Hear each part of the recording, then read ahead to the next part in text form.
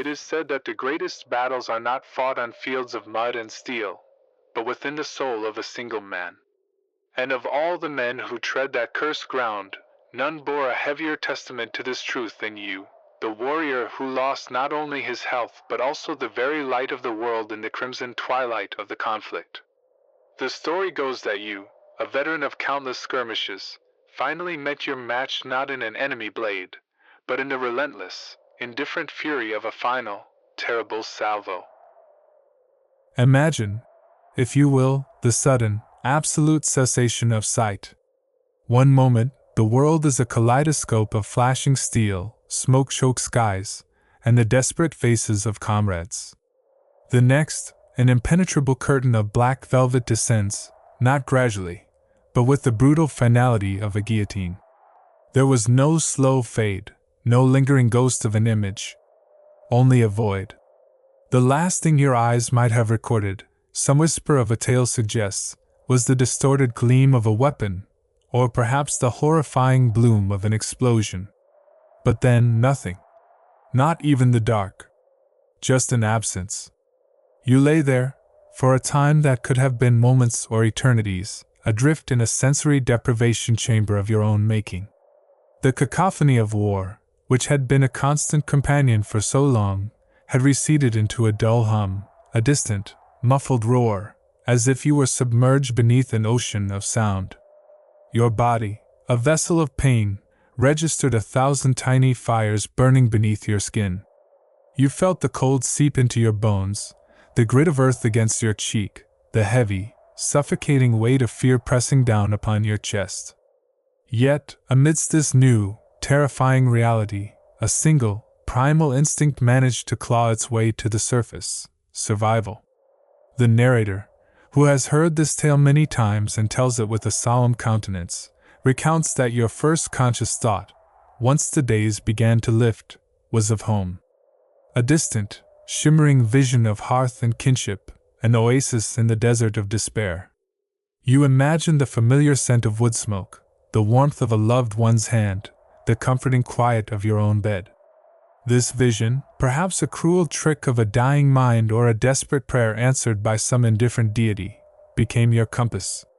You resolved, with a fierce, unwavering determination, to walk towards it. With monumental effort, you pushed yourself upright. The world reeled, the ground beneath you seemed to tilt and sway, but you managed to find your footing. Your hands, raw and trembling, became your eyes, sweeping across the churned earth, searching for purchase, for direction. The air, thick with the metallic tang of blood and the acrid stench of gunpowder, offered no comfort. Each breath burned, each movement sent fresh waves of agony through your ravaged frame. But home, you told yourself, was waiting. Then, through the lingering haze of your inner turmoil and the distant groans of the dying, you heard it. A sound faint at first, then growing clearer with each agonizing step, the gentle murmur of water. It was a soft, rhythmic lullaby, a promise of cool refreshment, of cleansing, of life. You described it, later, as a trickling melody, a whisper of a mountain stream descending through sun-dappled rocks. It was the sound of hope, of salvation. A profound sense of relief washed over you. The world, which had seemed utterly hostile, now offered a beacon. You imagined a shallow brook, sparkling and clear, providing respite from the battle's cruel embrace.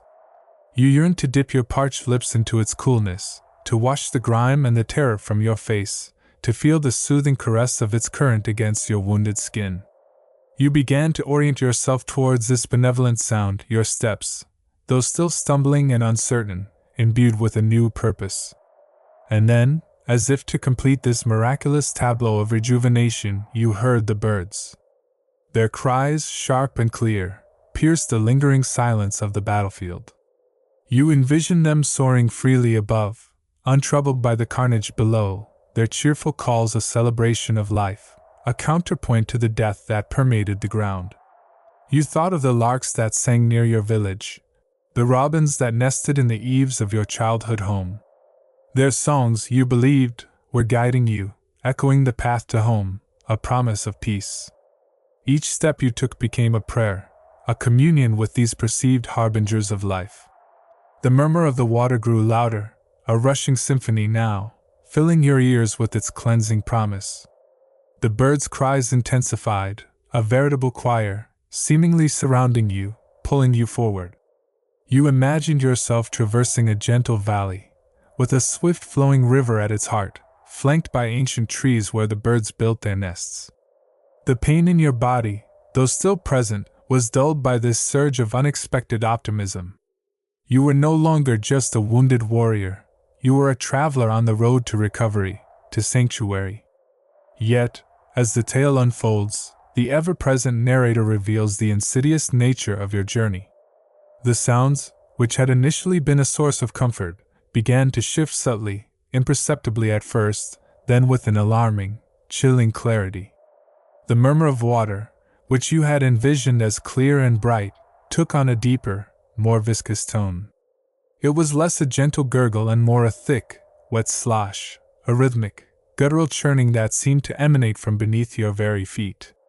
You found your hand inadvertently submerged in this perceived stream, reaching out to steady yourself. Your fingers closed around something that was not smooth river stone, but instead yielded with a sickening softness.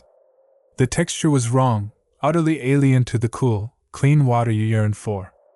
It was warm, disturbingly so, and sticky, clinging to your skin with a viscous persistence that refused to be shaken off.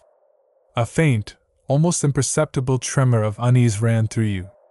You tried to dismiss it, to rationalize it away as river mud, or perhaps debris from the battle, but a seed of doubt had been planted, cold and sharp. And the birds, which had been your cheerful guides, were no longer singing. Their cries, once so musical, had transformed into something harsh, guttural, a series of ragged, triumphant caws. They were louder now, closer, their wings beating the air with a heavy, insistent rhythm that vibrated through the very ground. You heard them circling, not playfully, but with an ominous, predatory patience. It was not the light, hopeful flutter of songbirds, but the deliberate, powerful strokes of massive wings, the sound of ancient, scavenging beasts. The narrator recounts your growing confusion, the desperate battle waging in your mind. No, you told yourself, it cannot be. It must be water, it must be birds. Your mind, so eager to embrace the illusion of hope, fought tooth and nail against the encroaching dread. But the sensory input was relentless, a cruel and unwavering assault on your carefully constructed reality. The smell in the air, which you had initially attributed to the lingering remnants of battle, now pressed in on you with a suffocating, unmistakable presence. It was the stench of decay, of ruptured flesh, of spilled life force, rank and cloying, far more potent than any lingering gunpowder. You stumbled, your foot catching on something yielding, something soft, and yet undeniably solid. You fell, your face splashing into the warm, thick liquid you had so desperately mistaken for water. The taste, when it hit your tongue, was metallic and briny, utterly vile, yet disturbingly familiar. It was the taste of iron, of the lifeblood you had shed countless times on the battlefield, the lifeblood of countless others. The realization, when it came, was not a gentle dawning but a thunderclap of terror that echoed through the empty chambers of your soul. The murmur of water was not a soothing brook, but the sickening flow of your own blood, and the blood of thousands of fallen comrades, pooling and mingling in the churned earth, running in grotesque rivulets down the slight inclinations of the battlefield, seeking the lowest points, collecting into a vast, crimson mire. It was a river of death, a testament to the unimaginable slaughter that had occurred. And the cries of birds? They were not the cheerful calls of larks and robins, but the ominous croaking of ravens. Those carrion feeders, those ancient, black-plumed harbingers of doom. They were not guiding you home. They were circling, a patient, expectant cloud, waiting for their feast. Their caws were not songs but hungry shouts, their wings beating a macabre rhythm of anticipation, their sharp eyes, which you could not see, undoubtedly fixed upon your broken form. Each step you now took was not towards salvation, but deeper into this horrifying trap of distorted sounds and death.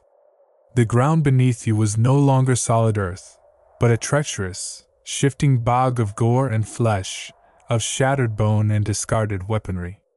The sounds of war, which had faded, now returned with a vengeance, not as distant echoes, but as intimate, visceral details. You heard the drip, drip, drip of blood from unseen wounds, the soft squelch of decay, the buzz of flies, a chorus of tiny, voracious diners joining the ravens. You heard the subtle shifting of the ravens above you, their greedy movements in response to your struggling, their low, guttural murmurings as they conversed amongst themselves, perhaps discussing the prime cuts of their next meal. Their presence was a suffocating blanket, a constant, chilling reminder that you were not merely on a battlefield, but of it, a perspective offering to its insatiable hunger. The narrator, who conveys this with a shudder, speaks of the crushing weight of despair that descended upon you. The hope, which had been your guiding star, extinguished itself with a sickening pop, leaving behind only the cold, absolute blackness of despair. Your home, that distant, beloved vision, was now a cruel, mocking mirage. There was no escape. This battlefield, this charnel house, had claimed you not just as a casualty, but as an eternal prisoner. You continued to stumble, for to stop was to surrender to the inevitable. But now your movements were no longer driven by hope, but by a frantic, animalistic terror. You clawed at the air, your mind screaming against the sensory onslaught, against the horrifying reality that had so brutally unveiled itself. The sounds of the Blood River and the Raven Choir were no longer just external. They had seeped into your very being, resonating in your bones, pounding in your ears, the soundtrack to your unraveling sanity. Perhaps, the story goes, you heard other sounds then. The faint, ghostly whispers of the fallen, rising from the earth itself, a chorus of eternal agony. Or perhaps it was merely the wind, whistling through shattered helmets and splintered bones, mimicking the wails of the damned. But to your tormented mind, deprived of sight, these sounds became real, a cacophony of suffering that mirrored your own. You were no longer walking in a specific direction. You were simply walking, deeper and deeper into the maw of death, a blind man guided by the very horrors he sought to escape. The ravens, you could feel their proximity now, their large, heavy bodies shifting on unseen perches, their breath, or the chill of their presence, ghosting across your skin. They were patient, these creatures, accustomed to waiting, and you were their ultimate prize. The tale ends here, its final chapters left unwritten, deliberately so. For no one knows what became of you, the warrior who wandered blind into the maw of the ultimate horror. Did your strength finally give out, your body collapsing into the crimson mire, to be consumed by the earth and its scavengers? Did you find some small, forgotten corner to simply cease, your mind finally mercifully shutting down against the unrelenting terror?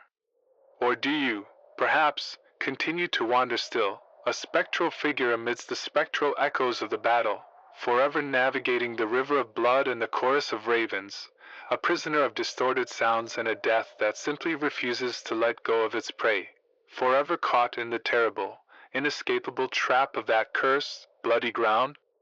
The mystery, like the darkness that consumed your sight, remains absolute.